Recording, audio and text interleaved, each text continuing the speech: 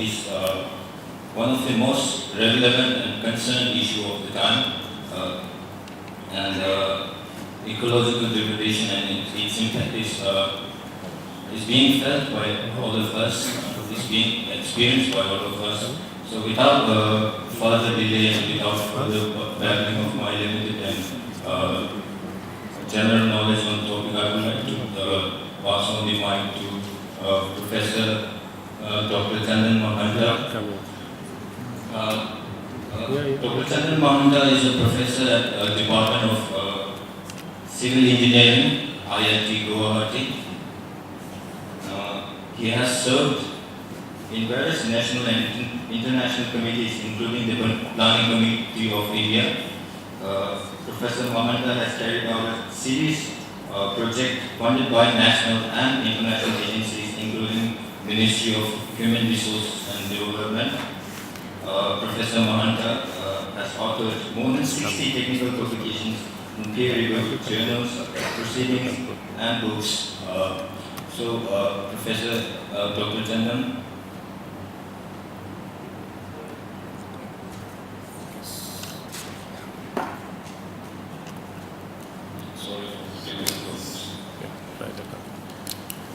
Okay.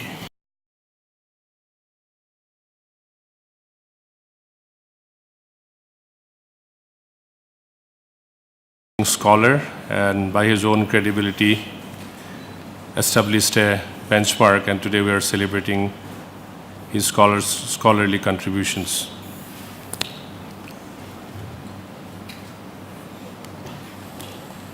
Many doomsdayer tries to predict that with the emerging problems like climate change and other anthropogenic changes, some of these beautiful landscapes of Tibet and Himalayas will be so devastated that it will no longer matter who owns them. Now, that might be too extreme environmental extremist position, which is not necessary at this point, because much of these are not known clearly. What are the thresholds? What's going to happen? How much we know about the science of it? And largely Tibetan plateau have remained completely unexplored. But one can assume that it's something like a, as you know, roof of the world. So when you bring an analogy of a rainwater harvesting structure in, say, a city like Delhi, it's like holding all the water on that plateau for the entire landmass of Asia to really harness. And one starts realizing that whoever really controls that headwater becomes the most powerful entity in the world. So there is this underappreciated science of it, but definitely a overappreciated geopolitical advantage of the Tibetan plateau headwaters that is driving a lot of interventions in terms of hydropower and other man-made anthropogenic changes, which is actually creating a whole lot of concerns, not only to Tibetan plateau or Himalayas itself, but also to the downstream countries of most of Asia, including China, when you think of Yellow River and Yangtze and other rivers. So the Tibetan plateau is the largest and the highest plateau on Earth, average elevation 4,000 meters above sea level. It also hosts the gigantic Himalayan mountains, referred as the third pole. But it has been now slowly evolving with a lot of scientific discourses, quite inadequate, I must say, at this point, that the global climate due to thermal and metamechanic forcing is extremely implicated by the presence of the plateau. You can see 46,298 glaciers covering 59,406 square kilometer area. And you can see all these dark lines are small mountains, Kunlun, Eltin, Kwantlo, Tian, and all that. And each of them contain number of glaciers ranging from 403 to 9,081. One mountain chain contains that sort of glaciers, and also covering areas of thousands of square kilometers. Now that's something often even, the scale is so big that people even cannot make a sense of it, that what exactly is the implication of this whole water lying there. 85% of Asian population depends on these rivers for water. So you can argue, if the physical existence of Tibetan Plateau is threatened and tomorrow irreversible changes happen, all the political discourses almost become futile. So one has to understand that how we need to protect not only the headwater but also all the rivers originating from the Tibetan Plateau. It has the Yellow River, Yangtze, Mekong, Salween, Irrawaddy, Brahmaputra, Ganges, Indus and Satluj. Also fewer other rivers and streams, many, many more of them. And the flow downward providing water for 1.35 billion people, 20% of world's population. The hydro initiative in particular have come into a lot of attention. The Chinese hydro being looked into very, very seriously with great concern from India and the downstream. But in itself, hydro has its own problem. There are a lot of proven, negative implications. Even Three Gorges, if you look at, there are still a lot of reflections on what were the environmental concern, how much environmental impact assessment measures were taken, but even today they remain inadequate. So a major concern is the glacial melting. Tibetan Plateau are melting at an accelerated rate, raising concern for harvest and river flows in China and India, according to environmental experts. Unfortunately, we don't have enough data, we do not have enough knowledge, we do not have enough wisdom and pragmatism to tackle this concern. There are a lot of disturbing pictures, images emerging, how the glacial recession is happening in neighboring Bhutan and Nepal as well, in the entire Himalayas. You can look at the whole changing mountain environment. Due to time constraint, I will not be really devoting a lot of time on that, but these are partly known to you if you dig up even from a journalistic perspective. But look at the impact of climate change. The studies by this Geary and Bhuju in 2010 have reported upward migration of some of the very, very critical species. And a WWF study have reported that 30% of snow leopard habitat may be lost in the Himalayas due to the tree line shift. These indicators are a direct evidence of climate change on mountain ecosystems and biodiversity, which again directly and indirectly impacts local livelihoods and mountainous regions. The secondary and tertiary impacts are still to be discerned with. If you look at simply this example of vulnerability of snow leopard habitat in the Himalayas to climate-induced habitat change, you can see that if you take care of all the protected areas and other conservation areas and game reserve and national parks and nature reserves, wildlife sanctuaries, a whole lot of changes are happening, and these are just about one species. We don't even know what will be the implication in terms of the entire ecosystem perspective. If you look at the glacial behavior of the Tibetan Plateau between 1950 and 2005, just about 55 years, later data are still being emerging. So if you look at retreating glaciers, in 1950 Perlans it was 53.4%, today 95% glaciers are retreating. These are outcome of research studies. Advancing glaciers were 30%, today only 5% glaciers are advancing. So the compensation of retreating glaciers are not happening. There are 16.4% stable glaciers, today there are 0%, there are none.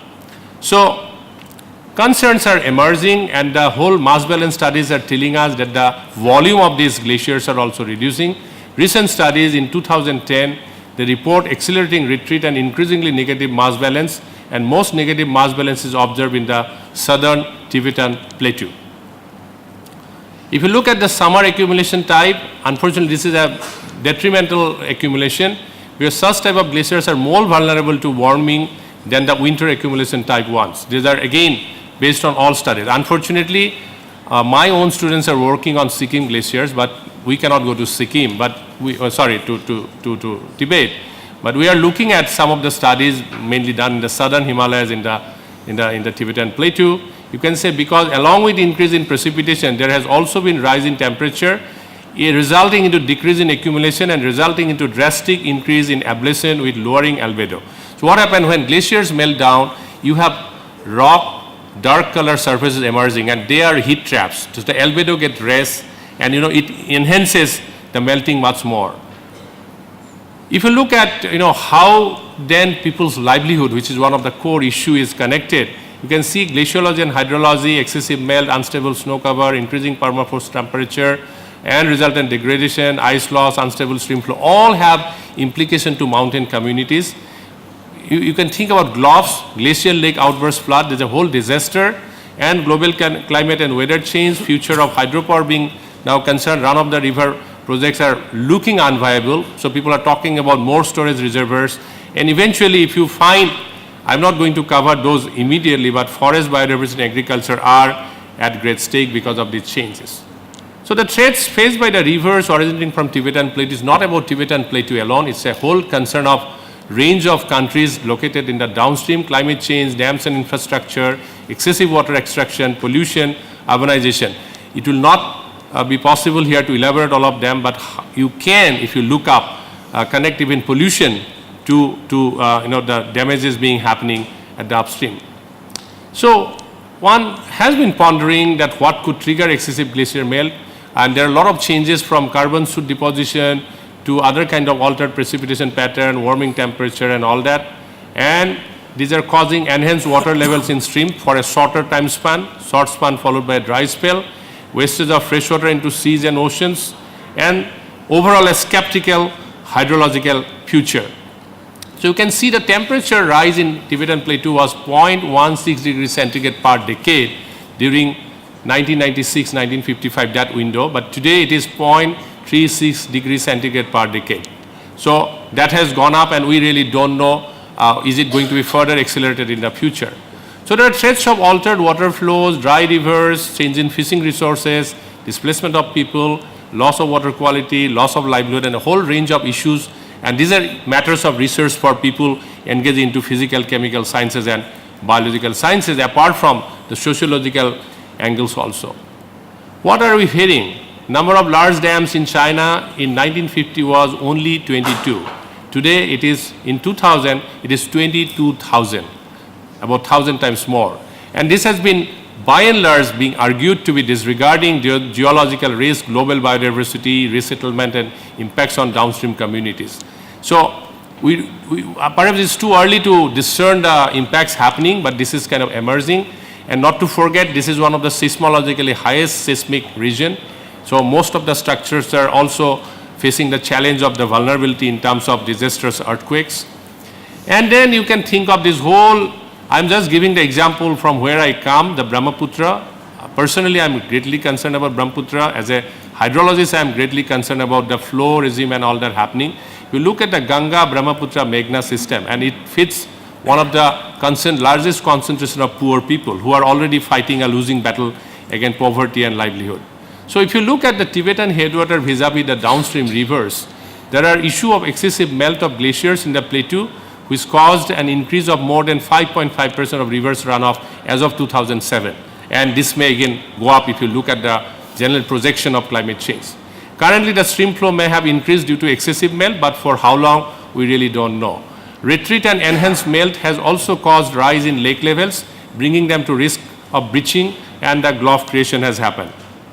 If you look at the interventions, natural and man-made intervention gave time and again threatened this global strategic epicenter of so many seismological stations, a point that needs much more elaboration and discussion, perhaps not today. So there have been, China's dam builders are making a Faustian bargain with nature, selling their country's soul for growth. Even within China, there have been discussion that the damaged dams caused to river ecosystem is immense, turning free-flowing rivers to lifeless lakes. And these projects will be a source of permanent grief and regret for future generations, says a Chinese geologist. So this is something that is kind of clearly emerging. Apart from that, many of you know the grassland ecosystem of the Tibetan Plateau, comprising 82 million hectares. The Tibetan Plateau has one of the largest grassland ecosystem in the world. And they are under threat. Yak-sensitive graze on grassland outside of the Gonghe and the Qinghai Tibet Plateau. And you can see that how many people may not realize immediately, but the loss of water and the dry grassland can be a terrible blow also to the Tibetan nomadic communities, depending on the grasslands for their survival. And climate change is leading to historically unprecedented pressure on the grassland. Without an education and the new skills necessary to secure alternative employment, nomads can find themselves alienated from their modern surroundings. And I don't have to elaborate that. Politically also this is being talked about. There have been some signs for respect for environment and protection of the environment as a responsibility to all. These are coming up. These Chinese are coming up in Tibetan Plateau. Also, there are bigger issues. There are food chain issues of the ocean. Tibetan headwater having a linkage to the Indian Ocean and the other oceans. Glaciers and ice caps, most important contributor to sea level rise. So people are worried that sea level rise will make a lot of environmental refuges in Bangladesh and other downstream countries, and extensive release of sediment into the seas and oceans can get deltas prograding, and high mountains of Asia among greatest contributor to high rise of sea levels. About 60-meter rise would occur if all the ice sheets to be melted from the cap of the Tibetan Plateau and the Himalayas. Now, as you can see today, because of this hydropower and other development, there is already a conflict situation between China, India, Bhutan. So it will be difficult to cover up because of time issue. There are risk of conflict. There are talks about regional collaboration on water use. So we have to really look at that. What are the kind of agreement that can happen in terms of mutual water sharing agreements, more pragmatism in terms of protecting the headwater itself as a global responsibility, as a global heritage, and these are coming up. So one can not go far to see that the need and rewards of conserving the Tibetan hydrological system is enormous. Water security to 1.3 billion people, ecosystem sustainability in terms of agriculture, forest and groundwater system. I'm not even going to talk about the whole groundwater reserve, which is surfacing downstream below to all the countries by larger, deeper groundwater system. Regional cooperation, harmony, global climate, third pole, future livelihood security, and ethical and moral responsibility for the next generation. So if you look at Tibetan Plateau in terms of hydrology or eco-hydrology, and I am just covering a small part of it, it calls for a lot of attention and a lot of research, a treasure house of unique eco-hydrology. The tectonics is very important. It's a very, very disturbed terrain, always under kind of unstable situation because of seismicity. Look at this whole issue of glaciology and climatology. Look at the hydrology and morphology. The rivers flowing down in the floodplain of Ganga and Brahmaputra are so irregular and so much unpredictable, and it is playing havoc, as you know all. Then the ecology is another issue that this is mostly from Brahmaputra, and I think of a connection of Tibetan Plateau bringing a lot of nutrients to these parks and how they are sustaining not only ecology but also this huge biodiversity of the floodplains, not the Tibetan Plateau alone. So how a hydrological regime is actually enriching the downstream in a big way. The livelihood of about 3,500 wetlands only in Brahmaputra floodplain within Assam, and how people are harnessing these resources because beautiful fresh water is flowing down from the Tibetan Plateau. The people's life, the culture, I must not again elaborate more on this, that the whole Tibetan Plateau to the downstream, enormous rich culture, and they're all dependent on the eco-hydrological benefits that are being accrued out of that. There's a whole lot of navigational issue. I'm not going to talk about the MOU signed just day before yesterday about dredging Brahmaputra and making a navigable way better. There's a whole sort of disasters. One has to again understand intensified climate change, intensified peak flow, and more propensity of this sort of disasters can happen. There are a lot of losing battle going on with the kind of infrastructure we are trying to manage these disasters. Again, we are not at all looking for any intensification of this disaster because already it's a failing battle. The water quality issue, a lot of groundwater contamination happening, and again this is related to the sediment deposition and other things happening. Time will not permit. This is one of our very strong research areas we are looking at.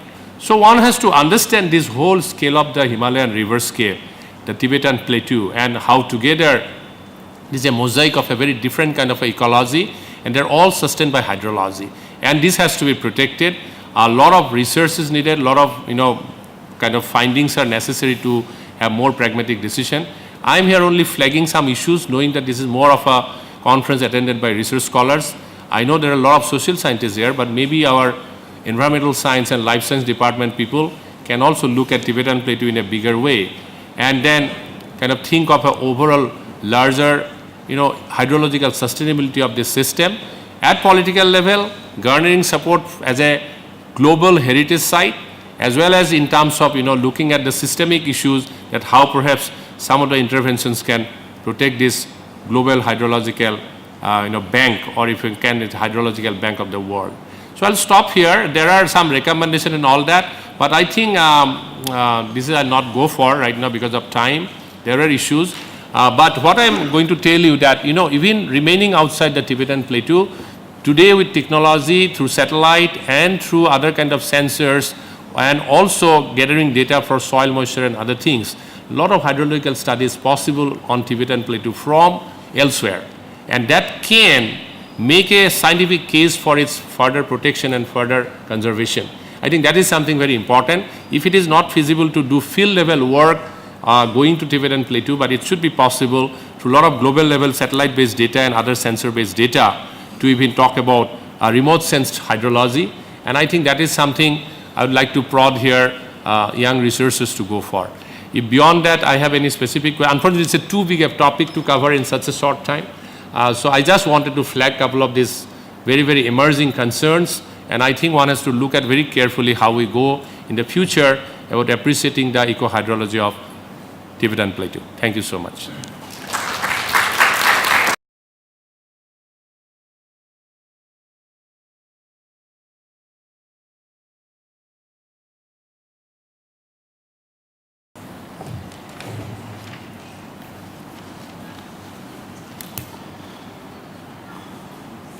Honorable Chair and my colleague on the dais. Ladies and gentlemen, I feel privileged to participate in this symposium, which is the third in the series in the memory of Professor Dawa Norbu, a great scholar of repute. Though I am not been fortunate enough to have an intellectual interaction with Professor, yet I feel privileged to have been privy to some of his notable publications, like an introduction of Tibetan medicines, China's Tibet policy and culture, and politics of the third world, which speak of Professor Norbu's vast knowledge and imitable style. In the wake of the entire global being subjected to the vagaries of climate change, as the earlier speaker actually explained a lot of good things. So the theme of the present symposium assumes added significance because the Tibetan Plateau, often referred to as the third pole and the water tower of Asia, holds key to the lives and livelihoods of the 1/6 of the global population. Tibetan Plateau, popularly known as TP for short, holds for Hindu Kush Himalayas ice sheet, considered as the largest ice mass outside the two poles, containing more than 45,000 glaciers.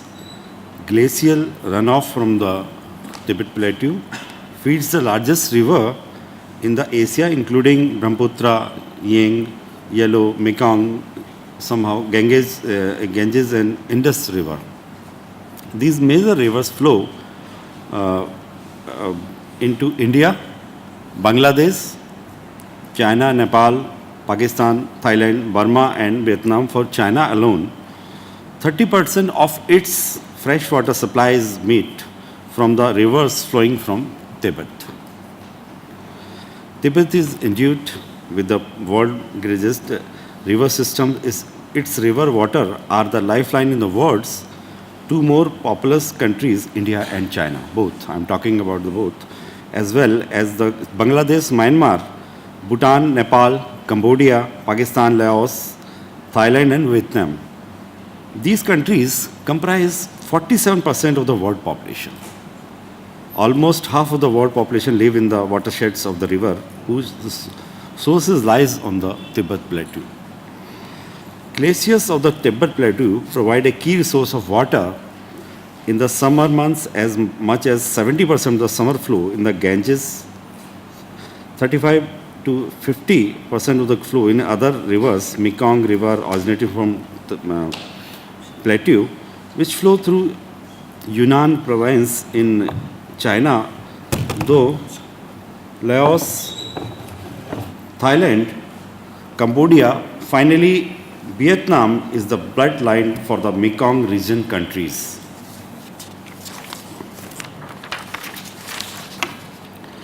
Directly supporting approximately 70 million people along its basin from fishermen to farmers. For many centuries, Tibetan plateau has met the basic necessities to sustain life and flourish human civilization, thereby bringing life and joy to the millions of people beyond its vast border from the arid plains to Pakistan and India to rice paddies of the southern Vietnam and the Cambodia to the North China plain. However, climate vagaries due to the climate-induced, water-induced climate calamities and human interventions have resulted in the melting of glaciers, flash floods, avalanches, droughts, etc. in the part of the globe have negatively affected ecological equilibrium, water supply, agriculture, flora and fauna, and livelihood of the people. Construction of dams on major rivers on the upper riparian side has adversely impacted the lower riparian countries in the Mekong basin and Brahmaputra basin, and in Ganga basin somehow. Media reports indicate that construction of 4 dams on the Chinese portion of the Mekong River has evoked resentment among the people of the Mekong basin countries. So, dear friend, water is not only the key to climate change, it is also key to the sustainable development. Recent years witnessed emergence of water as a key issue entailing the potential of impacting mutually beneficial cooperation on deleterious interstate competition. You see in India, a strategic location of Tibet plateau, which is under China's control now, influences the direction of water South and Southwest Asia, which is already a water deficit region. Any further control of water supply by the upper riparian is likely to adverse impact on lower riparian countries.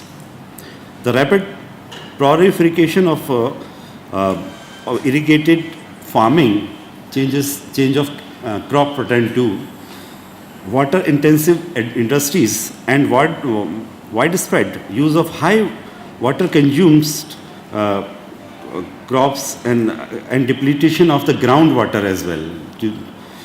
Water consuming like washing machine you use in everyday life and the dishwashers, etc., have contributed to the growing need for water in this region.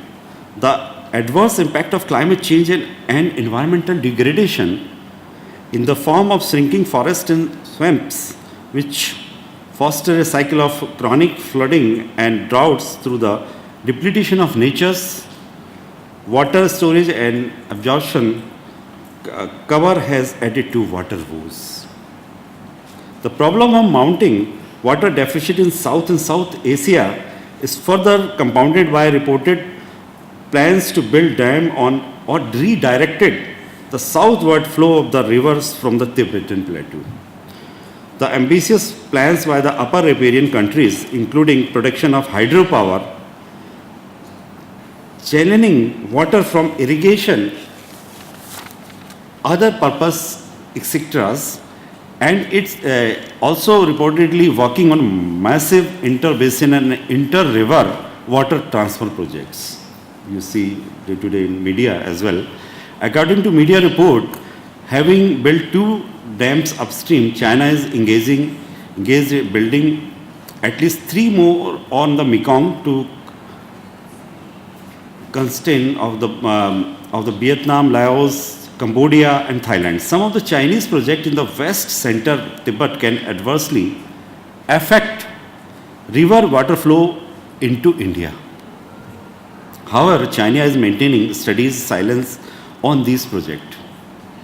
In the wake of flash flood in India, northern Himalayas, you see 3-4 years back, however, Chinese agreed in 2005 to supply New Delhi data on any abnormal rise or fall in the upstream level of the Satluj, and now in Brahmaputra as well, on which it has built a barrage. India is holding parleys with China to pursue it to share flood control data during the monsoon season, or two Brahmaputra tributaries, Lohit and Yangyang Sengpo, as it has done since 2002 on the Brahmaputra, which has deemed at several places upstream.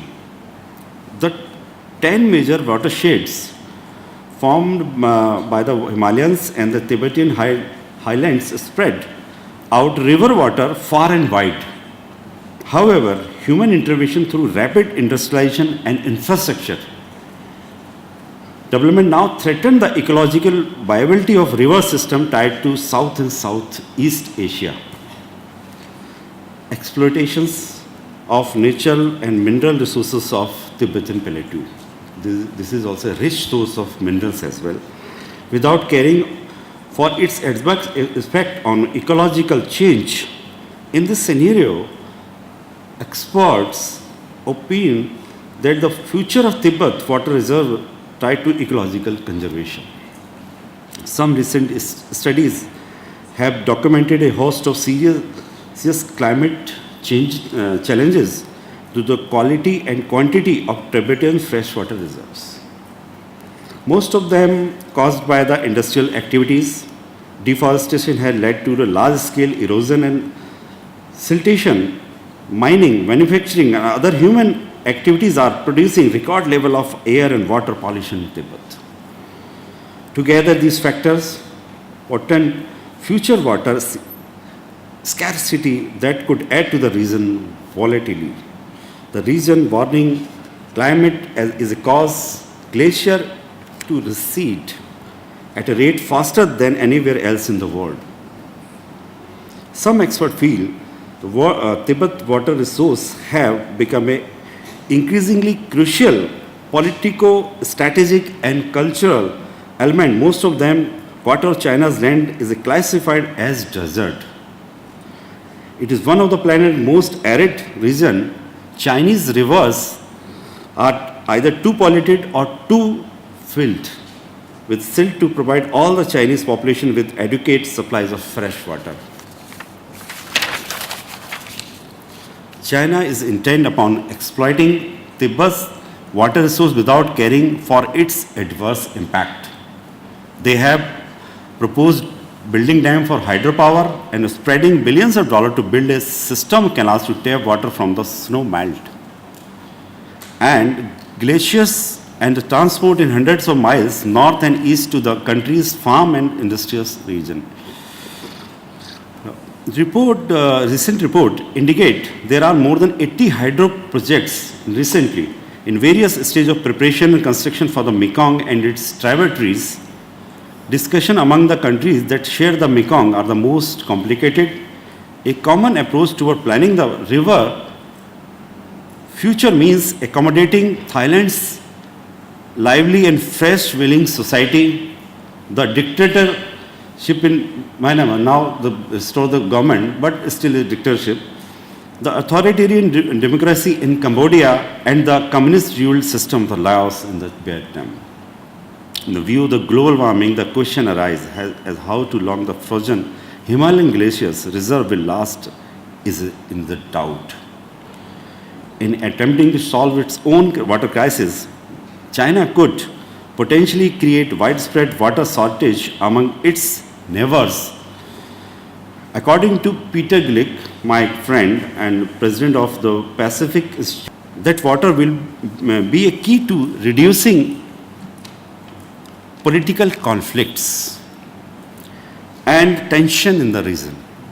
Some recent studies undertaken in China as well acknowledging the changing condition of Tibet's water supply, the Institute of Tibetan Plateau Research, a unit of Chinese Academy of Sciences, recently reported that area mass of the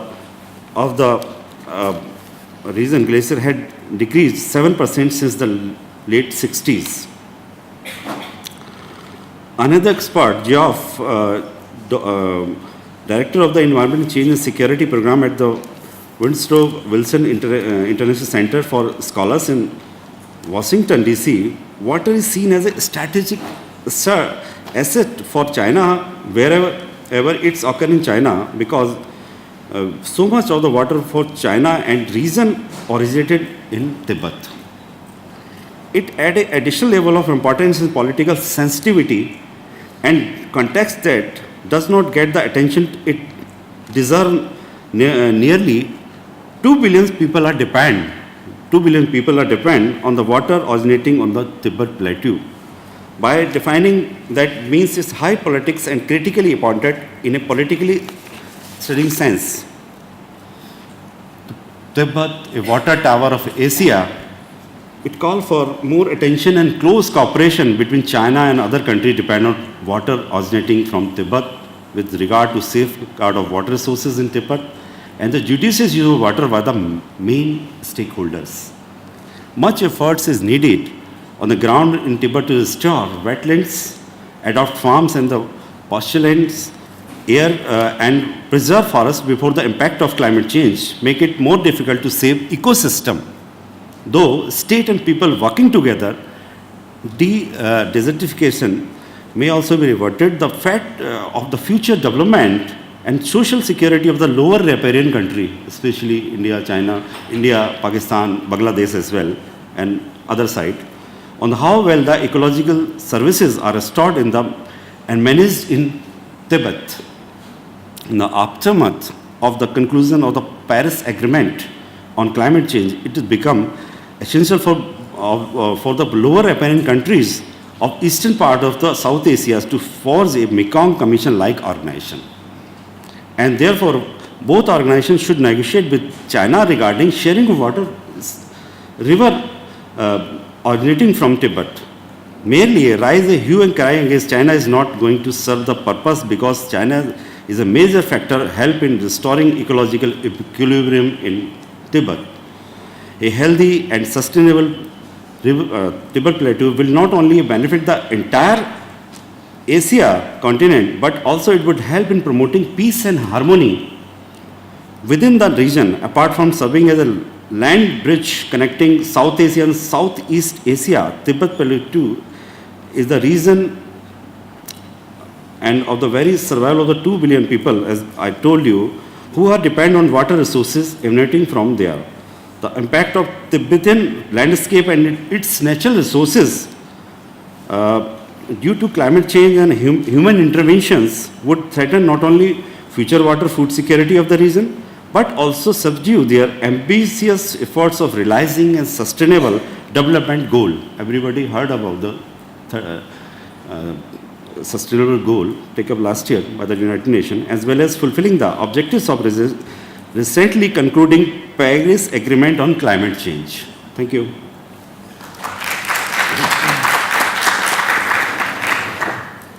Thank you, Dr. Arvind Kumar. Again, a very detailed and intensive research paper dealing with Tibetan water resource.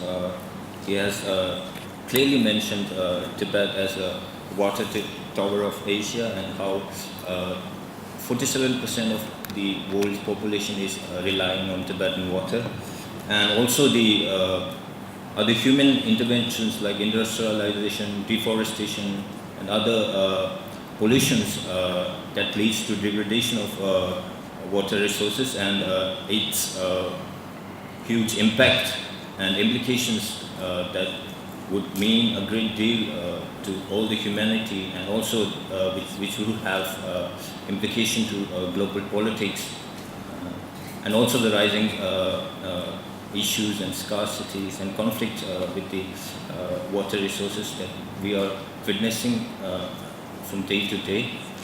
Thank you so much, Dr. Arvind Kumar.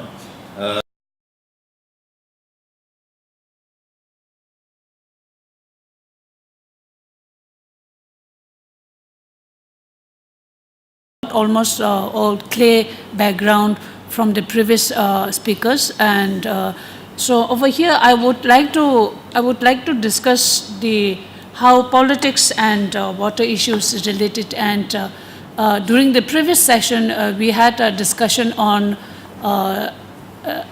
importance of Tibet and then China-India relation, and during this session, the other two speakers have spoken about importance of Tibetan Plateau, the sources of river, and also about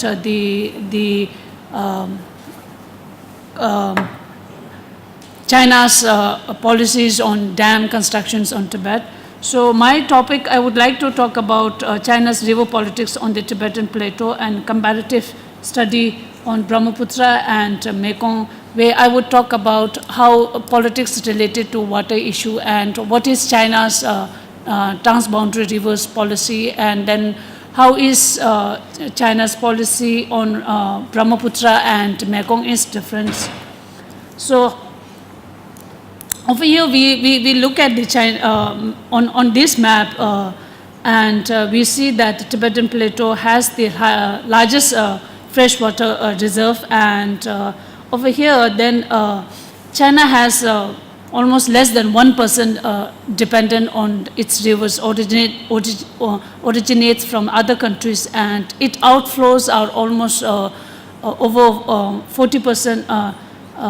40 times greater than its inflows. So, and then China also lies in the 19 international river basins that represents the most upstream country.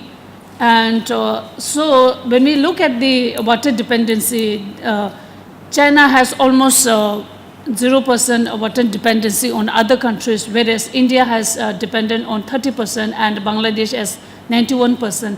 But when we look at this this table, the rest of the countries are dependent on the rivers, but this dependency ratio is not only about the water, originates from China. It is also, this dependency can be also referred to the total revenue water, which can be also groundwater. And so when we look at this table, it shows how China is supreme in terms of water and China's water hegemony.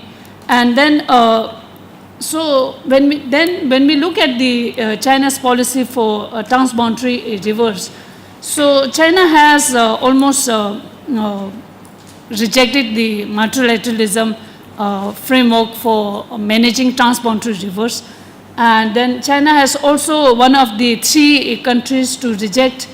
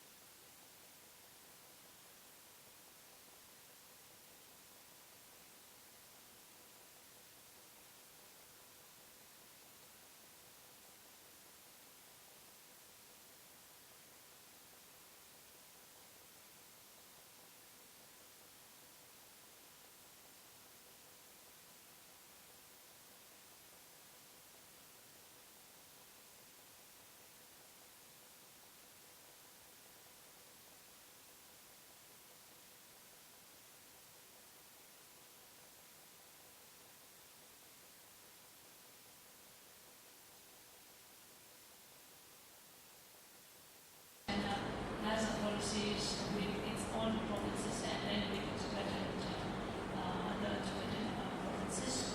Of course, China do have economic activities and they kind of promote economic development. And but then there is a politics behind this development where they introduce infrastructure development and also other developments to control people and so that is one thing. And then with regard to Chinese policies, they are economic development, dam construction is happening, and mining and infrastructure. And with regard to Tibet, I think if not only in Tibet, then in China itself, when anyone wants to build a project, the environmental impact assessment has to carry forward the project. Whereas in China, whether environmental impact assessment is very independent process or this process really carry forward is also questionable. And because it's mainly the state controls the project, and then there is also a lack of civil society to raise the environmental instructions that is happening inside Tibet. So for me, I think there are some scope for the Chinese to include and to make sure that they introduce sustainable development. Whereas Tibetans they don't completely reject development, but this development should benefit the local people and then there should be some sustainable development in the area where that will take care of environment and then also the economic development.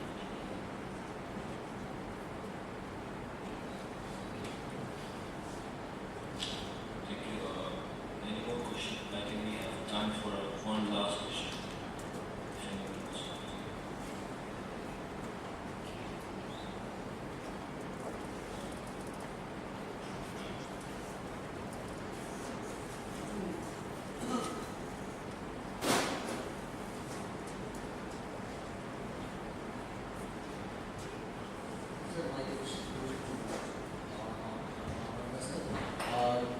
In spite of the Tibetan dam, is there any alternative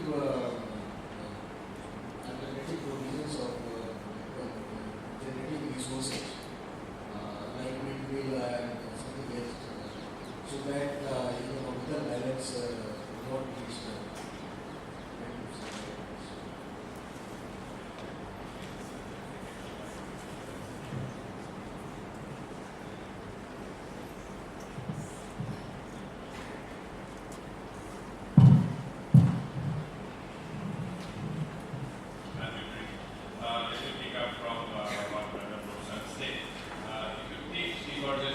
China, there was a very comprehensive environmental impact assessment, and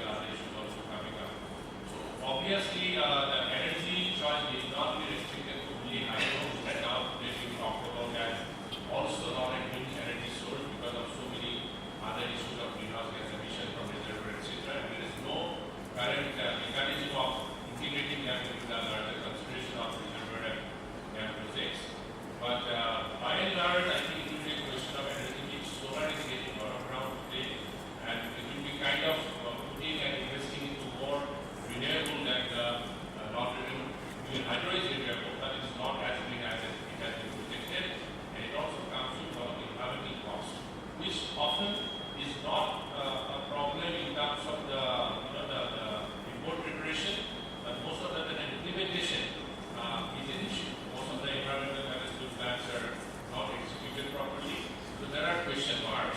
And as a whole, there is a kind of a need of looking back into many of these mega projects that are coming up. Because the homework, and we have found like World Symposium, for example, is suspended for us more than 4 years now. Because when we start digging up, we realize that a lot of compromises happen in the DPR preparation, in the designing, and so many other things. So it is perhaps not really that good big structures cannot be constructed in today's advancement of civil engineering, but it is that the kind of time and preparation and studies and other precautions necessary. Simply by our kind of practice, it's not happening right now. So sustainable hydro is a need, but right now it's not happening. Thank you. Thank you to all the eminent speakers, and we are lucky to have you both, and I'm sure we have all learned a lot. And with this note, we are at the end of this session. Thank you. Thank you all.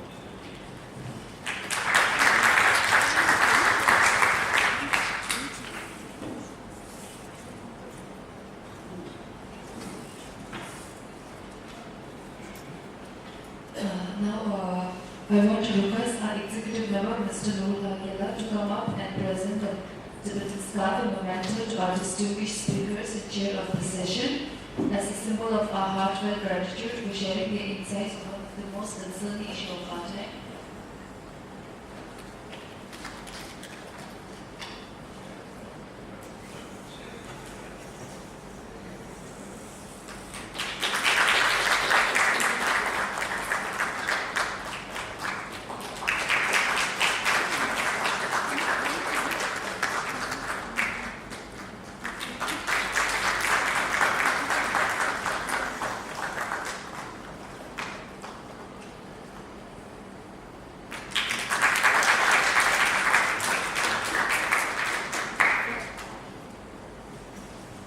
Since it was a combination of two sessions, it was a little long, so I'm sure you must be starving, so please join us for lunch.